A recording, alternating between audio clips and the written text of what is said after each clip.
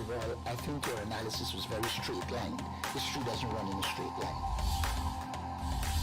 Kid, you cannot tell your neighbor he is stealing ducks when you are stealing fowls. As High Commissioner, I was wrong.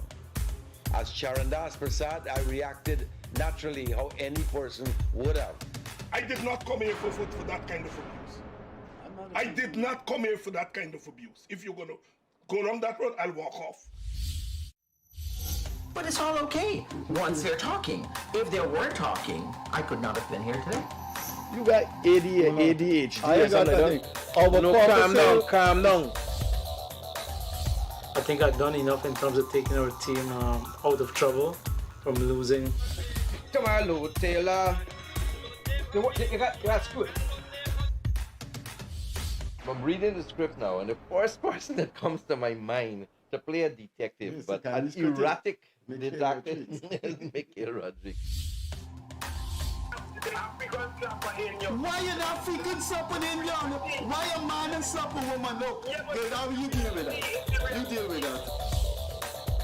We must encourage platforms like this because it brings together different people and allows for discussions to take place in our country on a multiplicity of fundamental issues. You apologizing for something you think I did is wrong. I don't want you to do that, and you should not have done that.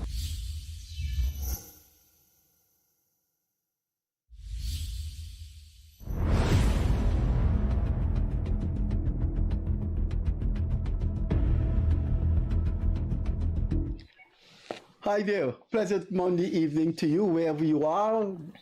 Good evening, good night, good afternoon, good day. This is a Freddie Kissoon show. Our co-host Akash Persaud was unable to make it. This evening we are exploring the Joel Bhagwandin theory, and we have two persons who have graced our studio many times, and we consider them regular on the program. And we hope to have many more appearances from them because they have done a service to us by being here over the past 2 years, 6 weeks. This evening, we are two of these gentlemen who are no strangers to politics. One is an independent thinker, but he was involved in politics. The other is one of the big names in opposition party, one of the opposition parties. We'll come to that, but we've invited them in the studio this evening to talk about the Joel Bhagwandin theory. Let us tell you what is the Joel Bhagwandin theory, and we'll take it from there after the introduction of our two guests. Joel Bhagwandin on this program last week postulated the concept of a consensus candidate in the forthcoming elections next year, November. He said, from solid information, from solid sources, he has his information that Exxon will be involved in the national election in the configuration of a candidate choice, and that choice is Nigel Hughes. He said Exxon is backing Nigel Hughes, and there will be a consensus candidate with Mr. Hughes as the consensus candidate. In the negotiation for a consensus candidate, Aubrey Norton of the PNC will give way. So there are a number of things to explore or to discuss this evening. The largest investor in Guyana has an interest in the elections. That's one. Two, they have an interest in a candidate which they will back. And three, that candidate will be the candidate of the consensus opposition. So here to discuss the configuration of that theory and maybe the contortion of that theory is Kian Jabour, no needs no introduction, one of the leaders of the opposition party, a new United Guyana, ANUG, and one of the founding members of ANUG, Jonathan Yearwood, also one of the founding members of Article 13 Civil Society Group that we're not hearing much about. So let us find out from these two men who have been around and know their politics, what are their take on the Joel Bhagwandin theory. So we go alphabetically and we start with Kian Jabour. But before I ask Kian to comment on that, I'd like to say something to him because he's pretty young. I don't think he has the experience in the 70s and 80s to know. When you're in politics and you're contesting the elections and you have a business, the workers normally during the campaign will go to that business and they will be treated nicely. That's where they can have dinner, that's where they can have refreshments, lunch. So, you know, Kian has a business, Taco Loco. So when the campaign starts in another 8 months, you know the workers will be there. Absolutely. You can afford that? Absolutely. As a matter of fact, it's happening already. I mean, our teams that doing their house-to-house work and their outreaches, by all means, whenever they're out on the road and, you know, finished or even before, it's the meeting point, it's the point for lunch, and it's the point to come for a drink after. So already part of the apparatus. Kian Jabour, I'm asking you for your comments on the Joel Bhagwandin theory. Okay. Let's start with my theory on Exxon. First of all, I believe that Exxon has what Exxon wants. All Exxon, in my opinion, is looking for now is consistency. Exxon doesn't want the deal to be changed. Exxon doesn't want anything to happen in society that's too drastic. Exxon wants to just continue their business. Exxon is making money. Exxon is happy. Okay? What Exxon is looking for is consistency. Like any businessman, that is how we flourish, because we can plan ahead, we can get projections together, we can grow our businesses. Now, Joel Bhagwandin's theory is quite interesting to me because Joel is obviously a how do I say this? Is a very intricate member of the PPP. Joel himself has said it multiple times on the show. He relates back to what the VP has said. The VP relates back to what he says. And the conversation, as you can tell from his information, comes directly from the PPP or is in support of the PPP. So we know that's Joel Bhagwandin's stand. Now, for Joel to state that Exxon, arguably the largest company on the planet, all right, has decided that they are going to back Nigel Hughes, a current third-party leader, I find phenomenally interesting coming from so deep into the PPP, because I would lean to agree with him to an extent. What we're seeing right now in society, I don't know if anybody watched the news last week, but a protest had been stopped in Linden. And what it had said, in Buxton, I believe, that stated that some people were planning on blocking the roads and causing a ruckus. When the investigation was done, it turned out they were doing it because of the issues with the teachers' salaries, that the government doesn't want to raise the teachers' salaries. Now, what I find interesting about that is that people have reached the stage of desperation in which they're willing to go on the road and protest. They're willing to stop simple life in Guyana. Now, that's bad for business. That's bad for business for all of us. That's bad for business for Exxon. Okay? Now, when Exxon as a company is seeing that things are getting this bad in Guyana, then I guess the truth is they don't have much of a choice but to find the next best option of stability.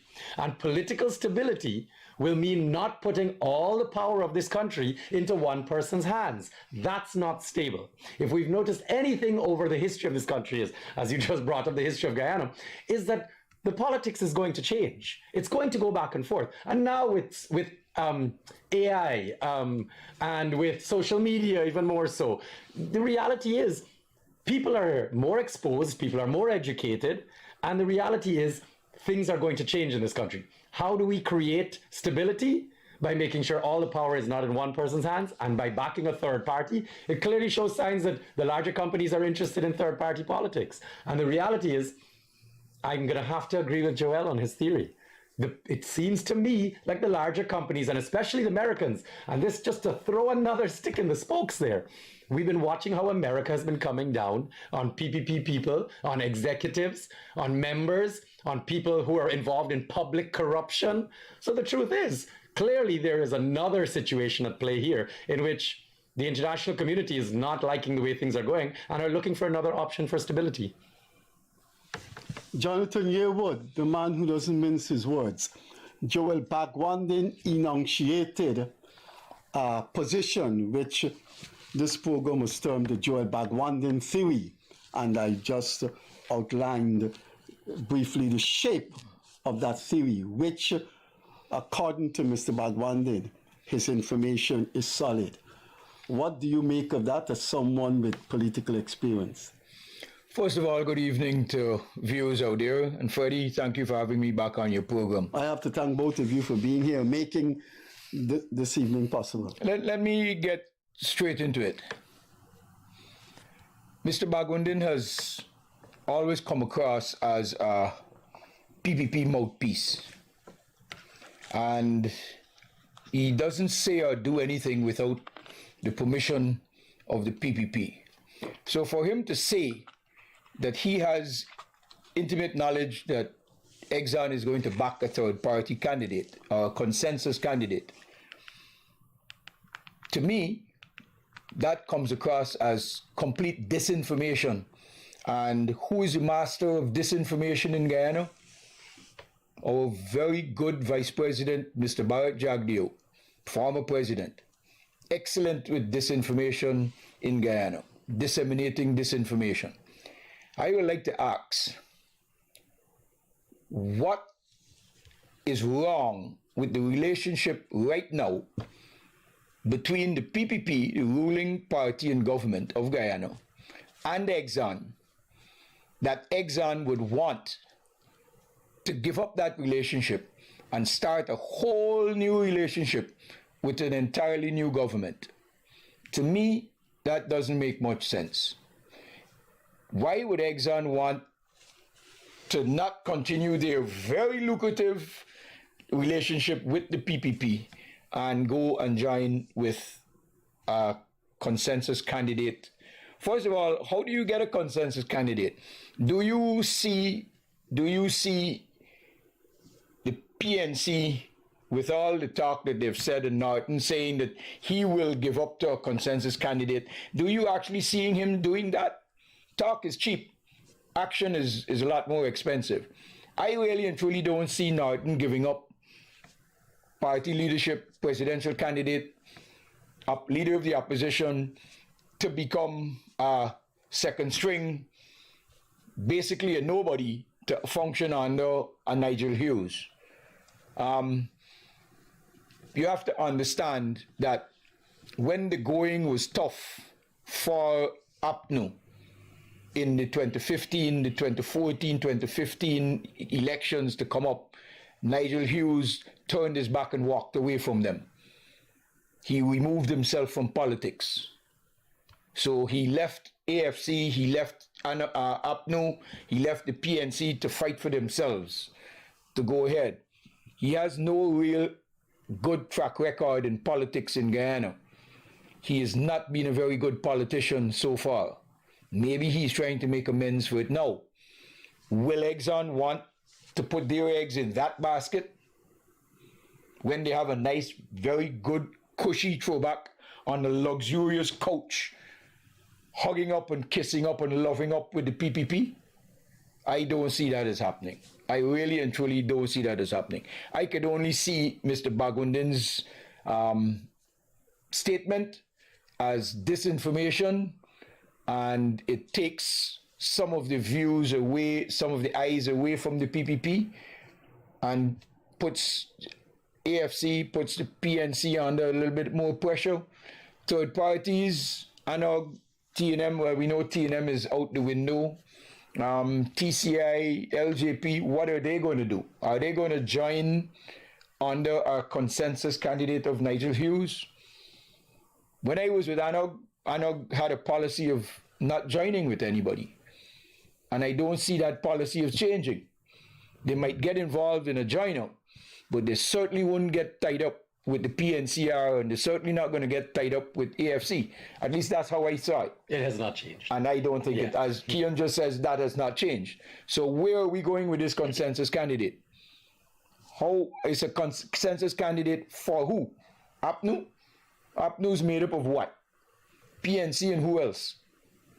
AFC is no longer part of APNU, so they have to collate again. And we all know what's going to happen with that. Nothing is going to change for AFC. AFC will become the lapdogs of the PNCR once again, should they do that. And if they haven't learned their lessons yet, well, they deserve all the brutality that they get after that. Freddie? Disinformation rather than solid information. You heard him. It's an interesting theory. I'm not completely opposed to it. I do know that part of a political strategy for the PPP and what's currently ongoing in society would be to do anything to distract from it, from the corruption, from the issues with the states, from, cost of living, etc., etc.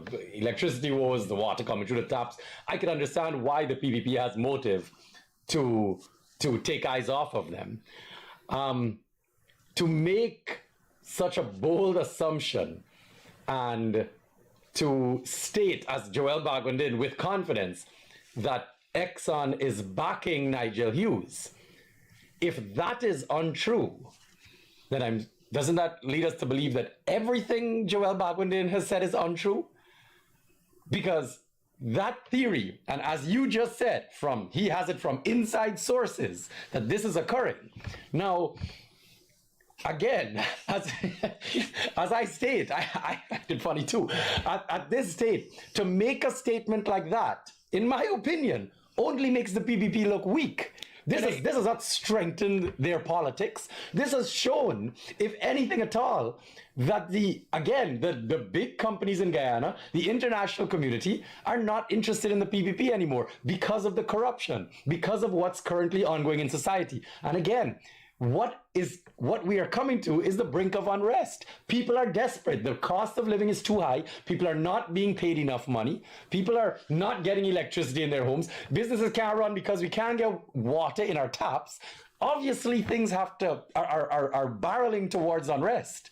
That's bad for business. So, whatever Joel's strategy is here, and if it's the truth, even worse. But if it's a strategy to take the Guyanese public eyes off of the PPP, it's not working. It's done the complete opposite. It's made us more so highlight their weaknesses. So, let me just say here, I laughed because you said that if Joel Bhagwandin says this and it's not true, it means that we cannot believe anything that Joel Bhagwandin says. My question to you now is, how much of what Joel Bhagwandin says do you actually believe? I don't believe anything. That's right. Because the accountants say that he doesn't know what he's talking about. The economist says that he doesn't know what he's talking about when he makes all his public statements and writes his letters and whatever else. So the people, the technical expertise that say in the accounting field and the economic fields and whatever else, say that he doesn't know what he's talking about. I am just a layman. So, and I can understand I can understand some of the accounts, I can understand some of the economics, but I don't believe a lot of what Joel Bhagwandin says. He says this for the PPP supporters to swallow and regurgitate out, that it is coming from a so-called expert. Yeah. But as I said, Joel Bhagwandin doesn't say, in my opinion, Freddie, I'm safeguarding you here. I am saying, in my opinion, Joel Bhagwandin doesn't say anything without the General Secretary of the PPP authorizing him to say X, Y, Z.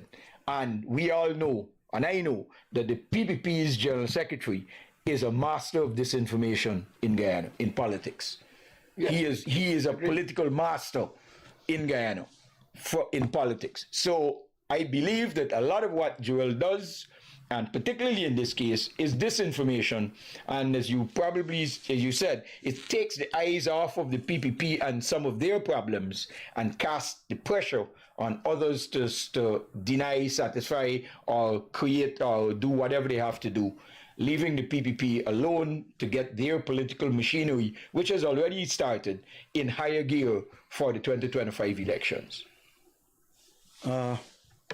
Before we go to another question, you want to respond to that? I know. I was just gonna make a small statement. He does what all other PPP mouthpieces do. They wait for the Thursday press conference and then they just go and regurgitate that information. Exactly. Agree. Exactly. Agree.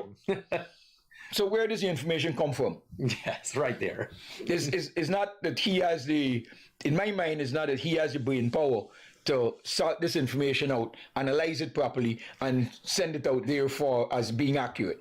It's regurgitated, and other accountants and other economists all take him apart.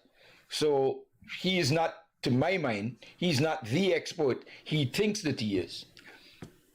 But in politics, he speaks to the PPP supporters who will accept this as God's given word and spread it out there.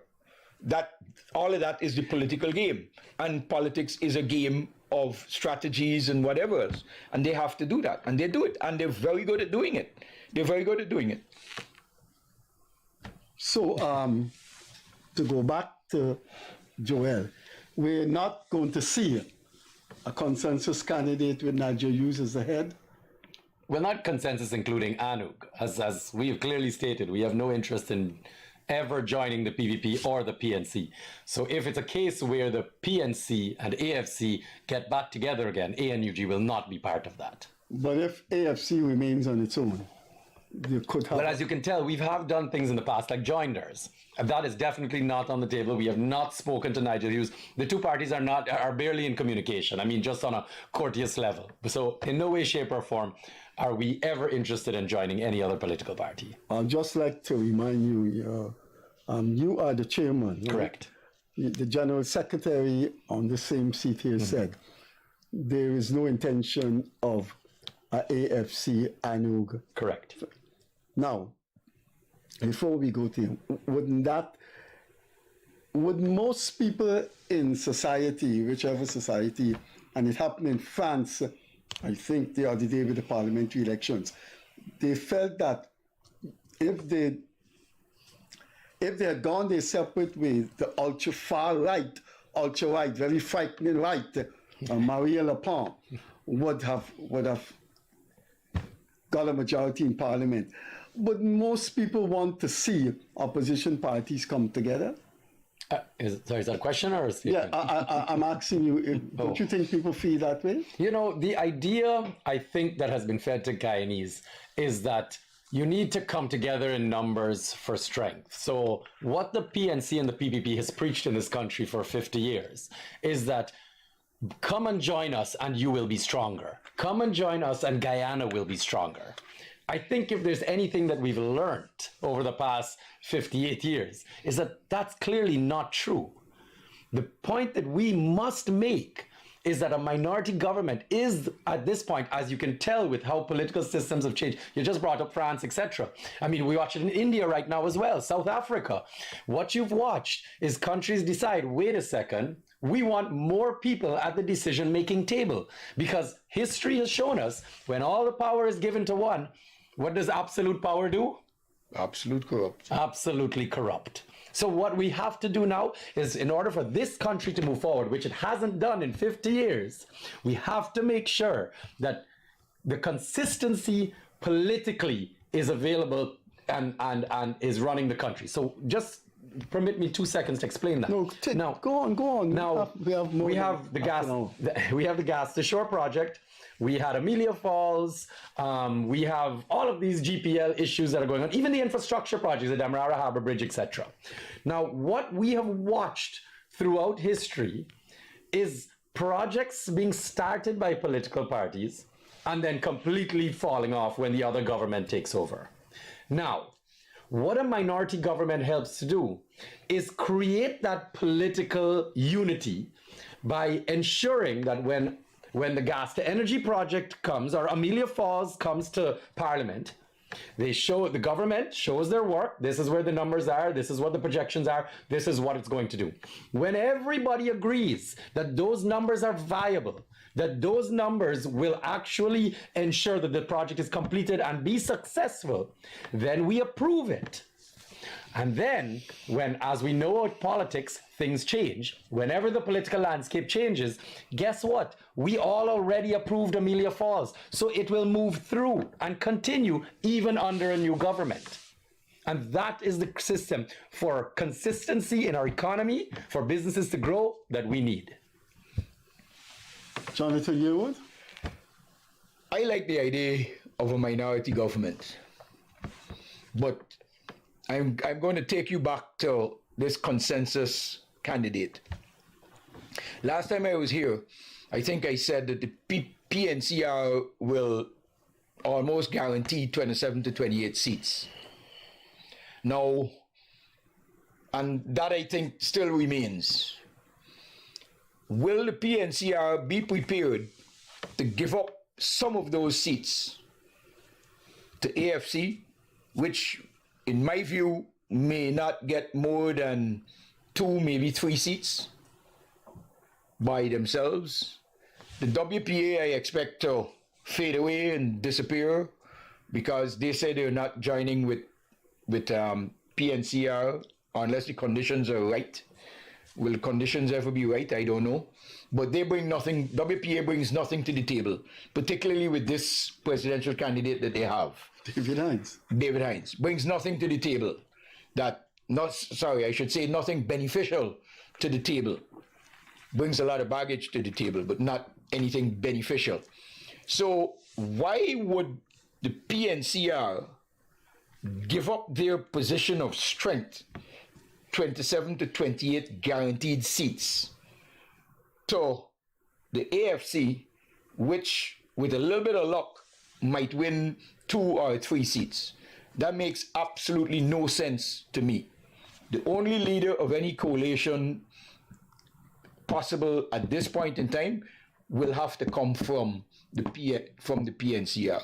If not, they're losing their political analysts. They don't know anything about politics because they're giving up their strength to a lesser party. And that's not how politics work. That's not how politics work. Kian, the PNC, according to Jonathan Yearwood, is going to get about 28 seats, which means they're only going to lose 3 seats. And AFC on its own will pick up, what, 15,000 votes? Is that possible? AFC will get 15,000 votes. I think his numbers are fantastic. I actually completely agree with them because if you ask me my personal opinion before this show, I would have told you the same thing. Now, if there's one thing we know for sure, the PPP and the PNC have almost identical size followings. Okay, they're off by a few thousand votes each election, as we know. So what the last 15 years has showed us, what the last 3 election cycle has showed us, 2011 was a minority government. 2015, the government changed when everybody hated PPP and all the corruption and we done with them and we go in APNU AFC. APNU AFC only won by 1 single seat. And in terms of votes, just 4,000 votes. Right. Fast forward to 2020, all our big drama, all our big hullabaloo, no confidence motion, all kinds of things. Everybody hated APNU. You kill the economy, you're bad for business, we done with you, right? We running away from you. PPP are currently in office by 1 single seat. That's when everybody hated APNU and when everybody hated PPP. They both only won the election by 1 single seat. So to sit here and think that there's going to be a drastic fluctuation of changing votes, Based on what? Where are PPP getting their new votes from? From the 200 contractors that they corruptly giving contracts to? Because everybody else in society, it can be from the public sector, it can be from the private sector that dealing with blackouts and the Chinese businesses coming in and the water not coming through taps, etc., etc. The taxes through the roof. It can be from the remigrants that just get 30% added on to the duty-free concessions. So who are the new votes coming from? So if you ask me, right now, I have not seen a point in time when the PNC and the PPP are at their weakest. The PPP and the fans out there, they can yell from the top of the hills how amazing things are. This country and the people that live here know what's going on. They know how they're suffering. We know how expensive things are. We know that there's not enough being done to make our lives better. We also know that we are the richest country in the world per GDP. We also know that this country, according to Biden, I like the way he speaks, got more money than God. Okay? Where is the money? Why are the people suffering? So when you ask me what's going to happen with the PNC, it's the same thing that's going to happen to the PPP. I think we're both going to lose at least 3 seats in the next election. Before I come back to Jonathan, both of you are speaking in very deterministic terms. This is what happened 15 years ago, 10 years ago, 5 years ago. This is what is going to happen. Surely there are dynamisms in society that changes historical configurations. Agreed. That has happened. But what are those dynamisms that will cause that to change now? The young people today all have access to a smartphone. They can read for themselves what is happening. They can read not only what the local newspapers say about Guyana, but they can read about what international newspapers, what international people say about Guyana. So they know that there's corruption in the PPP. They know that there's corruption in the PNCR. They know that there's corruption in the AFC. So what is being done? What is being done to change the type of politics that we have been going through, to say that a PNCR supporter wants to move over to the PPP, or to the AFC, or a PPP supporter wants to move over to the PNCR or the AFC or to ANOG to vote for those political parties. There's very little. The Jagdeo today says, in today's papers, says that they've recruited 600 Armenians in Region 7, I think it was. Well, I don't know how much Mr. Jagdeo knows about Armenians, but the little I know about them is that they will tell you yes, and then they will go and do exactly what they want to do. They will say that, yes, we will join you, we will do whatever, and then they will go and do whatever they want to do, whatever is for their benefit and not for your benefit. But don't be insulting to Amerindians. No, I'm not. I'm not being insulting to them. Like that. I actually believe it's everyone. I don't believe it's Amerindians. Actually, I'm giving them very much credit. Yes. Freddie, understand me, I'm giving them very much credit. Because people think they're stupid. I don't. I think they're very smart people by doing exactly what they're doing. That makes them very smart. That makes them very smart. So I'm not degrading them in any way. They will take what you have to offer and then go and do exactly what they want to do. And that's brilliant of them. They've done it under Burnham when Burnham gave them tractors and boats and dredges in the bush and whatever else. And then when the time came to go and vote, they go and vote for whoever they think best for them. And that is very good. That's very interesting. Why should they refuse what you're giving them for free? Take it. Take it. But people are like that. But stop saying they are Amerindians. Because people think that they can be bought easily, but they're not. They're not. You think people have that perception of Amerindians? Oh yes. People? Oh yes. People speak about the poverty of Amerindians in there, but people don't. People think Amerindians are less intelligent than Indians and Africans and the. How many derogatory names do you know for Amerindians? You could say the same. Kian, you could say the same for Africans and Guyanese. But the derogatory names for Armenians imply that they are not as intelligent as the ordinary person in Guyana. But that's not true. I've lived and worked with them, and I know for a fact that it's not true.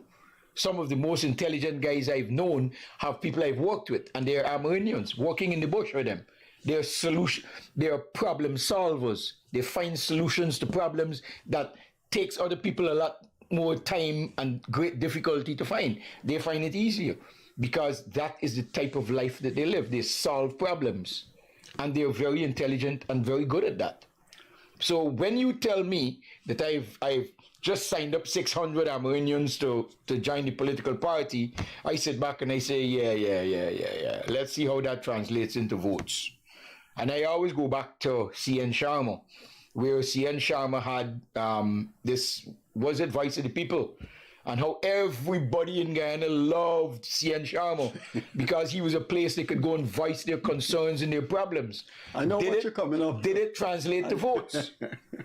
Did it translate to votes? It does not necessarily mean it's going to translate to votes. When you get into that polling station, the AFC 3 seats. Yeah, but you see, AFC had at one point had 7 seats. They had 7 seats, and they lost all of that when they coalesced with PNCR and APNU. They should have stayed away from that. They would have had plenty more seats and probably win the next election. But that didn't happen.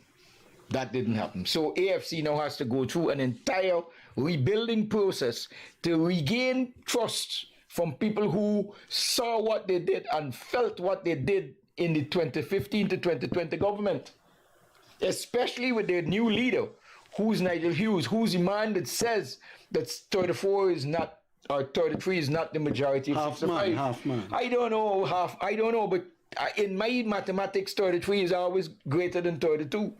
So that the law judges of the CCJ said that. No, not only the law judges. I don't have to be a law judge to know that 33 is greater than 32. I think we need to also take into consideration that Nigel Hughes is not a stupid man by any means, and there obviously was other motivation for that argument. Certainly. So I don't think arguing his mathematical skills is part of the conversation. That's fine. But the damage it did to Guyana, the damage those statements did to Guyana, and made Guyana the laughing stock of the Caribbean and the world, people don't forget that. Up to today, people still refer to that. They still refer to that. Up to today, people still refer to his wife's accusation of Russians hijacking the election. They still refer to it in a joking way, but people have not forgotten these ridiculous statements. We have not forgotten Sherrod Duncan calling people trench crapo and other derogatory names during those election times. But you're still giving them 3 seats, Kian? Well, they have, like everybody else, they have a hardcore set of supporters. Do you think so? They will have a set of hardcore. It may not be 3 seats, it may only be 1. But who knows? How much seats you give them, Kian? Before we go back to the Bhagwandin team. AFC? Yeah. 2 to 3. 2 to 3? Yeah. I think they can. AFC on their own could get 15,000 votes? I think they can get at least 2. 3, depending on what happens with the PNC, because that's where their votes are going to come from, right? They're not going to come from the PPP side, because all the things that Jonathan just mentioned are what the PPP camp preaches, and they make sure they keep pushing that, and they make sure they keep that rhetoric out there in the media. But the truth is, PNC camp is a completely different rhetoric, is a completely different set of information, and when we talk about Nigel Hughes and where he's pulling votes from, the reality is it's coming from the PNC. So when you say, oh, everybody remembers this, everybody remembers that, yes, the PPP camp that is, bent on keeping that, out there, they are not going to vote for Nigel Hughes, I agree. So 3 seats coming from PNC in the disarray that they are in, it's not impossible.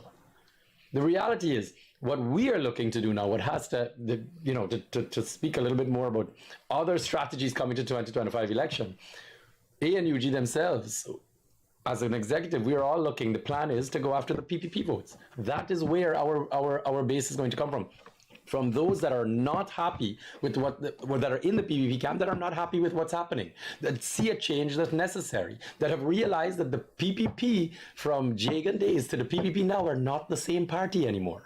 All right? This whole capitalist mentality, the amount of corruption, the fact that all the ideologies have moved from helping the working man to now helping the elites in society, that's where we are looking to capitalize, to make sure that this country has a representative for all the people of Guyana, not just those in the elite positions.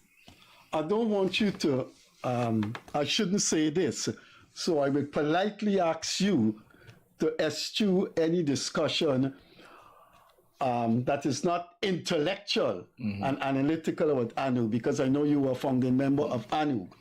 But I'd like to bring to your attention, not remind you, because reminding you means you may have known.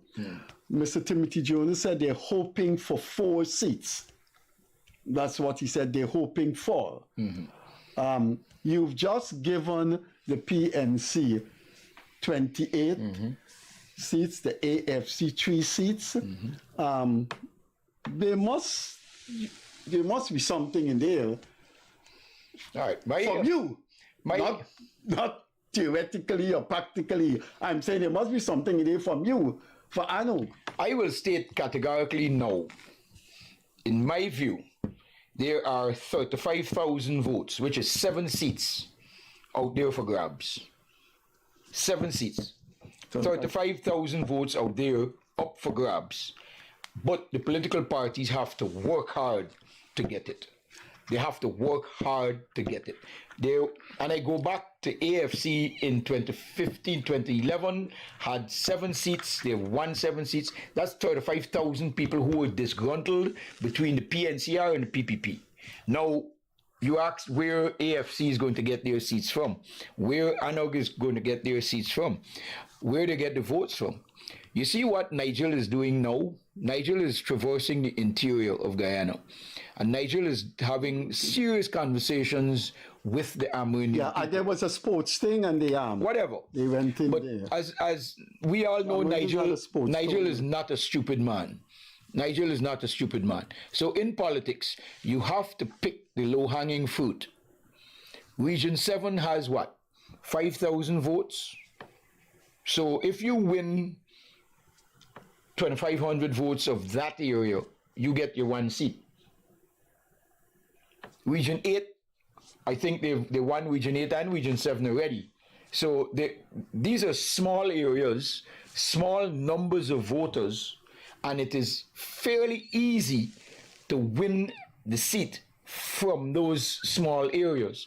If you come to Georgetown and you got 200,000 voters, it is a lot more difficult for you to win a seat in Georgetown than it is for you to win a seat from the interior, which is why I believe, this is my thought, that this is why AFC and Nigel are concentrating at this point in time in the interior. They're letting the interior inhabitants know, I'm Nigel and I'm here and this is what I would like to do for you, should you elect me and make me into parliament or whatever. So this is where they can get their seats. AFC one time won Madia. Madia was the center. I think that's Region 7. So there is a base that is still there. A lot of people were annoyed with them when they joined with PNCR. Now that if they separate them, now they've separated themselves from PNCR, there's a possibility that those same disgruntled people can now go back and vote for them. Can say, okay, look, we Guyanese are very forgiving people. We can forgive you for the crap that you did in 2015 to 2020. You have to promise us that you're not going to do it again. You have to promise us that certain people will not be ministers in your government or whatever, and we will vote for you. And that is quite possible. That is very possible. But you can't just sit back in Georgetown and expect these people to vote for you. You have to go out there and meet them and talk with them on a one-to-one basis. And that is politics. And if you do that well enough, you can very well get your 2 or 3 seats from the interior without even coming to Georgetown. And then there's the regional seats as well that you can win from that. And then there's the top-up seats that you can win because of the amount of votes that you get. So there is the possibilities of that. You just have to work very, very, very hard to get it, because every political party will be going for those same voters. So you need to work hard to get it done. We're going to come back to the Joel Bhagwandin theory. That's the premise of the show. But I'm going to ask Kian, because you said it, so I want to hear Kian's reaction. You said there are about 35,000 votes there for the pickings. what are the issues? I want to ask both of you guys I live an ordinary working class life. I admit I drive a car which is not $500,000. Everybody cost. drives a car. Good. I live a very simple, ordinary working class life. I go to Border Market and buy fish. I go to Border Market and buy my greens. I go there almost every Sunday. I go to the supermarket. I go to the Seawall every night with my dog. It's become part of my routine. So I talk to people. What are the issues that can cause any political party to win a seat? I'd like to know what are those issues, and I have one. I think any party from the PPP, the PNC, ANUG, AFC, WPA, if they go across this country and tell people, when we come into power, that nightmare, that some insurmountable barriers that the banks put on ordinary people will be removed. I think whichever party tell them that.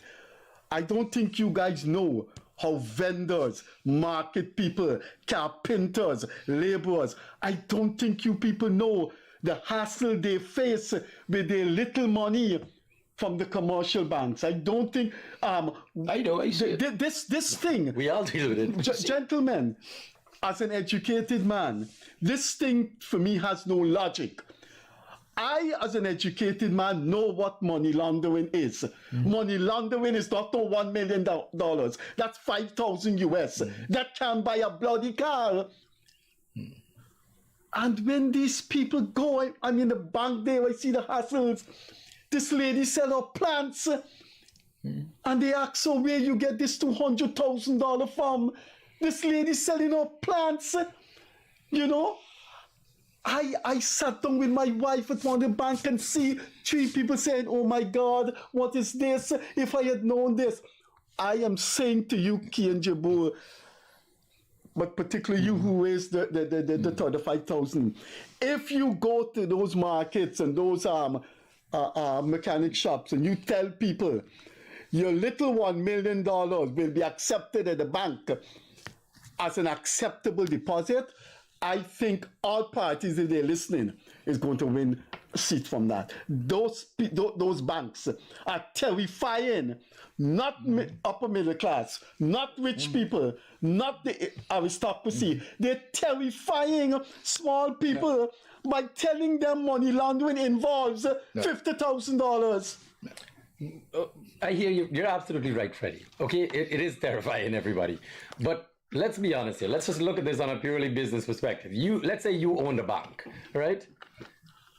Why would you willingly do that? Why would you sit down there and terrorize your customers? You would never want to do that. That's bad for business. Everybody in this country, as we all know, we've all, and I'm sure all of us have done it, have jumped from one bank to the next, hoping the other one is better. Now, what we've realized is none of them are better. They're all doing the same thing. Freddie, it has nothing to do with the commercial banks. This has all to do with the systems and protocols set up, one, by obviously the international community, and the sanctions do have a part to play in it, because they have certain criteria and protocols that have to be followed in order for the banks here to do business with the banks outside of Guyana. I think they're misinterpreting those protocols that are not applied. But Freddie, why, this again? Little $50,000, you know? No, but answer the question. Why would they want to misinterpret it? These people have all the money. These banks make billions of dollars in profit. They got the best lawyers. You can't tell me they're misinterpreting it. Because they're not willingly doing that. Okay? So before we start jumping down the throat of private businesses that are honestly just trying to make a profit, it would be much more profitable for those businesses, those banks, to allow everybody to bring their money in. Because then they're getting a piece of every dollar. So I think you're looking at it to the wrong angle. No, you miss. There are some serious misinterpretations. Freddie, can I interject here? I think those banks find the 50,000, 200,000 people nuisance unnecessary bookkeeping, unnecessary documentation. That's how banks is work, They Freddie. want no. Do you know what? Do you know what? Percentage of a percent. Do you know what? On every dollar. Do you know what Nova Scotia did? Nova Scotia has a policy. If you have less than $1 million in your account, they charge you $5,000 every year. To keep it there.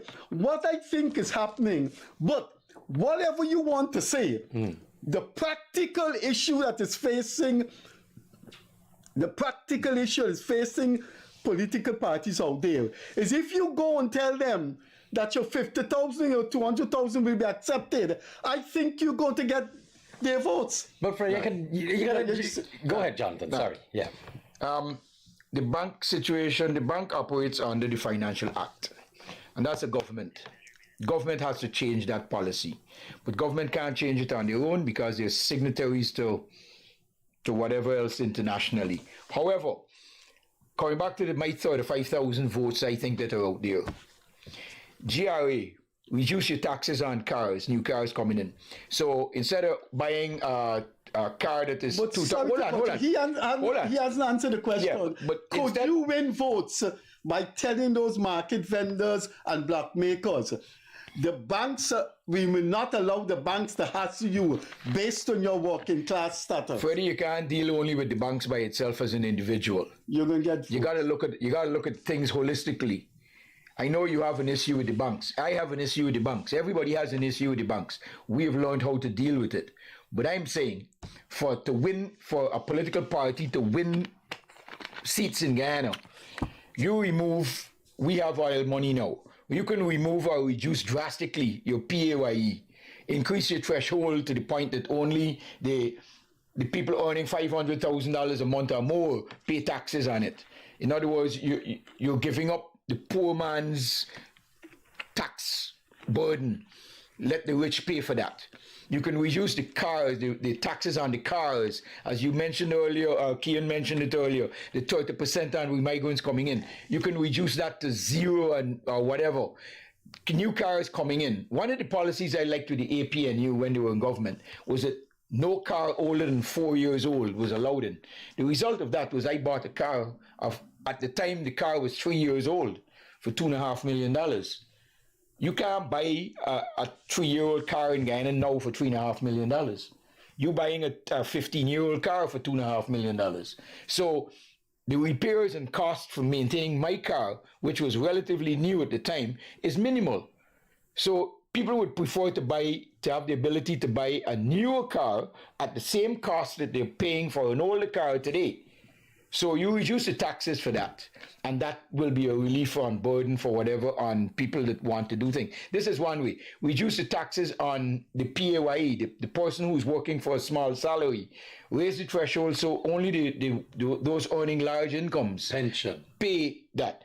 Increase your pensions, increase your old age. There's so many low-hanging fruit. Go ahead, that you can. You vote for we now. You understand what I'm saying? Freddie, it's right there. Freddie, why are they not doing it? All I get is my wife and I get her pension. Freddie, why is this government not paying senior citizens a livable amount of money? It's wrong. It's morally wrong. Please give me some more pension. Freddie, so you're asking about banks. All of these are right there. I completely agree with Jonathan. These are low-hanging fruit that political the banks parties is just can one pick. aspect, and I agree. It will help. But the people will get, party will get votes on those same bank issue, not the procedures and everything, but when you get this $200,000 for, but with time is going, we got to go back to the. I got one more other thing for this story, 5,000 votes. We got these sugar estates that we keep dumping money into, and we're not making any profit off of it. A political party that comes along and says, look, I will sell this sugar estate, this individual sugar estate. We have 5, 7, or 9 or how much ever. And I will sell it to a company as a working business. I'm not going to do what AP and you do and shut it down. I'm going to sell it to a working business, to the highest bidder. You have to keep your staff employed. You can change your management staff, but you have to keep your junior staff and your laborers employed. You can do whatever you want with the sugar estate afterwards. You're not converting it into houses. It must stay in agriculture to keep agriculture running in the country and produce agriculturally in Guyana. So there are companies, and I will give one. DDL would love to have a sugar estate so that they could make their molasses for the big export market. Banks DIH would also probably like one for the molasses. For the contract, they also have to upkeep the community around the sugar. That's right. And to do the molasses, you have to plant the sugar. You have to plant the cane. So you have to keep the cane cutters in action. You can have to keep the whole system in operation to produce the byproduct of the sugar cane, of the sugar, which is the molasses, which they use. So the sugar can now become the byproduct, and the molasses the main product. So there are ways and means of keeping the sugar estates employees employed, but not on the sugar, not using sugar. You were going to say something, but you said, okay, you give way to him before I come in. I feel like the topic changed 3 times since then. Who changed the topic?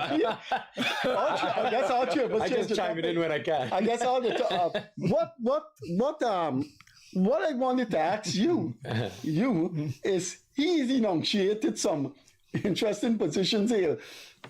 He's giving the PNC 28 seats or thereabout. He's giving the AFC 3 seats. He is saying that AFC will pick up votes in Amerindian areas. And then he said there are 35,000 votes out there for the taking. You've listened to all of that.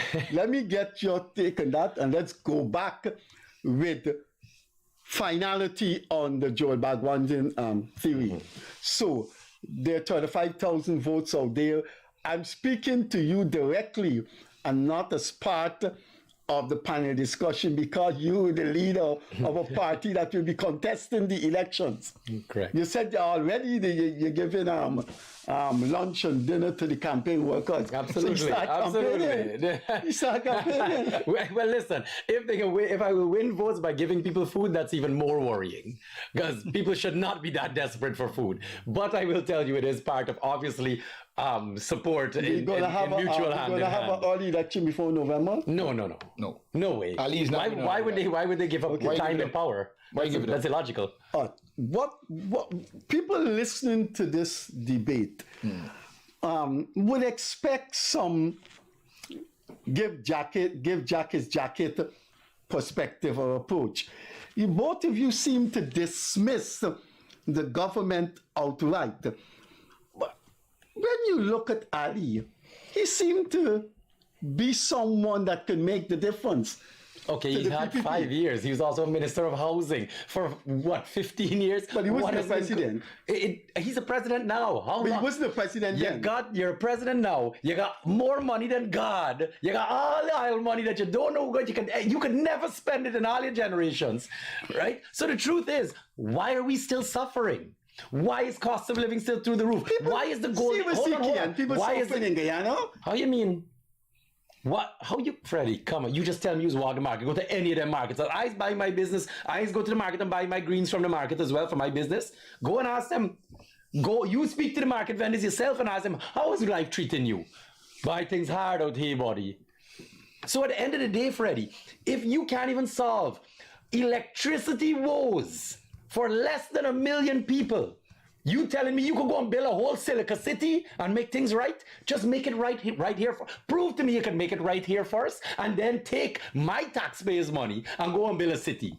Because as of right now, there are so many things that need upgrading. Our line loss, electricity. You know what our biggest problem is in electricity right now? Line loss. 26% of all electricity produced in this country dissipates into God only knows because of the wires and how shitty they are. So the truth is, if you can, my apologies, if you can, this is not Kian's show, if you can not get simple things right, like making sure water don't come nasty in the pipes, if you cannot get simple things right, like making sure contractors finish projects, simple projects, how much streets do you think George got? How much time is Thomas Lands? The street between, what's it, man? But where the National Park and QC is, right? That road fixed 4 times in 4 years. So if you can't get these things right, how you are telling me that this man is doing a good job? Based on what? The gold industry, completely dead. Gold is dead. goal that carried this country for You sound more like a 50-something years. politician rather than, but you are a politician. It's not, But but these are facts. But they I'm are- not saying something that don't exist. I think The Chinese economy is much businesses better that are than coming our out that we know not paying all the right taxes and fees. How are they growing businesses in this country and locals taking a hit? You saw the letter. I'm not talking about Kian Jabour's opinion. You saw the letter written by all the supermarkets and hardware people, businessmen, and stating what is going on in the country. No, they weren't talking about the economy. They were talking about the Chinese moving in and they don't pay VAT and what have you. That's damaging the economy because all that money leaves Guyana. So, Freddie, at the end of the day, y'all could preach all you want about the one gas, the short project that don't get financing and can't continue on. He's using this program for political Freddie, how much things you want me to point out? He's using this program for political They want to call another ship to come in now. Another ship they're calling on. No. What are we talking about here? Fix the lines. Fix what we have first. And then we will bring in more capacity. Because if we get back that 26%, we'll be fine. It's maintenance. It's normal nonsense that's going on in the country. This is a big facade. And then everybody else underneath taking blows. The operator signal, we gotta go. We started this program with your take on the Joel Bhagwandin theory. Can we close on your take on the Joel Bhagwandin theory? And let me repeat for our viewers. He said from solid information. In other words, he's saying, I know what I'm talking about. Exxon has an interest in elections. They have a particular candidate. And there's going to be a configuration from that moment onwards that you will see in the election campaign, of which is likely to be a consensus candidate. So we're going to close off with that. Anyone? You go first. May I? So let's start on the premise, just quickly, on the premise that you have stated that Joel Bhagwandin said it's a fact that Exxon is backing Nigel. As Jonathan pointed out, Joel Bhagwandin was saying nothing without the backing of the PPP. Now, if this is a factual situation, let's just quickly, let's do the numbers. We know that either the PPP or the PNC is going to win the elections. Their numbers are not going to dissipate to the point that they cannot win an election. So even if Exxon backs Nigel Hughes, the reality is he's going to get the 35,000. Let's just call the numbers. 35,000 seats are up for grabs. Let's say Nigel Hughes gets the 35,000 votes. 7 seats. 35,000 votes. The reality is PPP and PNC are still going to, one of the two of them are still going to win the election, but there's going to be a minority government. So what you are telling me as a fact out of Joel Bhagwandin's mouth is that there's going to be a minority government in 2025. We close with Jonathan Yearwood, future politician, past politician. As I said earlier, I don't believe anything that Mr. Bhagwandin says. I cannot envision Exxon giving up their cozy relationship with the PPP to go into an unknown. Never mind that Nigel is a lawyer that works with Exxon and they know him very well. I don't see them giving up their relationship with the PPP to get into a completely new relationship. We gotta go. The operator said we gotta go. So I would like, you have come here often, and I'm the invitation is open one. So I'd like to have you here in another form, you with somebody else. So before I close, I'd like to say that, and this is not intended to embarrass Kian Jabour, right? I encourage young politicians. His fish and chips it's more expensive than I went into the place. It's more expensive than the other fish and chip places. That's mean, Freddie. That is mean, Freddie. Who are you comparing me to? If it's me, I apologize. Because if you're comparing me to Palm Court or Amici, yes, I can't be more expensive than that. No, not comparing. So who are you comparing me to? The man who cooking in a little frying pan at the side of the road? I'm sorry, I have more overheads than that.